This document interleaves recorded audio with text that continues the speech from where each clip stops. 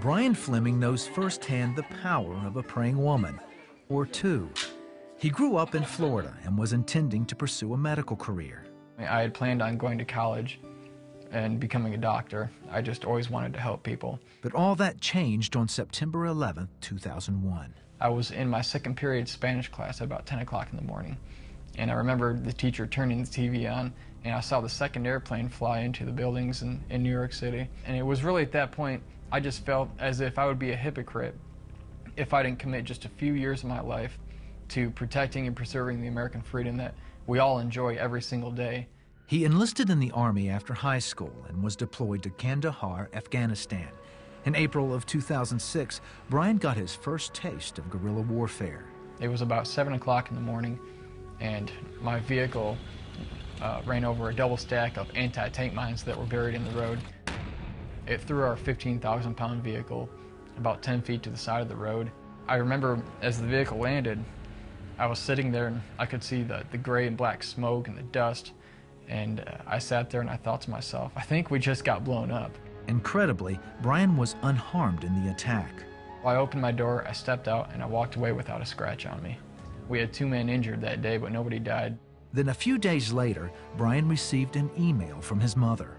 Basically what she said was, Brian, a couple of days ago, I had this strange, intense feeling to pray for your protection. Now, I thought that was kind of cool because I had just gotten blown up 2 days ago. It turned out it was within just an hour or two of that explosive going off. It wouldn't be the first time that Brian would experience the power of prayer. Well, the 4th of July weekend, I was here in Fort Worth, Texas with my family, and I just felt a real urge to fast for him and pray.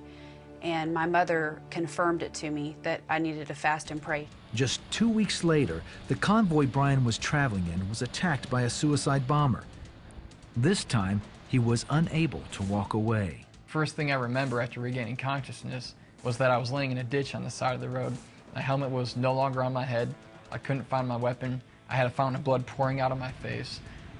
My hands had been burned. Initially, I got a call from the Army. It was about 9 o'clock in the morning, and so I immediately started freaking out and praying and crying and calling, his mother, my mother, his grandparents, my grandparents, just everyone I could think of to be praying for him. He was brought home from Afghanistan and taken to a hospital in San Antonio.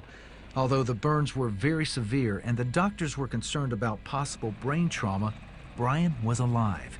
His recovery, however, was long and excruciating. They proceeded with a process called debridement, which is basically they have to get all the burned skin, the dirty burned skin, off of the burn sites, because if they didn't, I may have died of infection.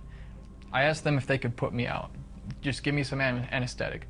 They refused because of the fact they said they didn't know if I would wake up or not. Eventually, his wounds began to heal and he was released.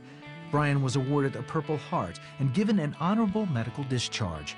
Today, he's using his experiences as a platform to share his faith through speaking engagements and writing. Brian always shares with audiences how grateful he is to be surrounded by praying women. I always tell people God tells women everything. I do believe that my prayers helped him survive. Proverbs 3:5, really trust the Lord with all your heart and lean not on your own understanding. In all your ways acknowledge him and he will direct your path, and I just really hold dear to that scripture. It was very hard to do, but I knew I had to because he was in God's hands. There was nothing I could do but pray.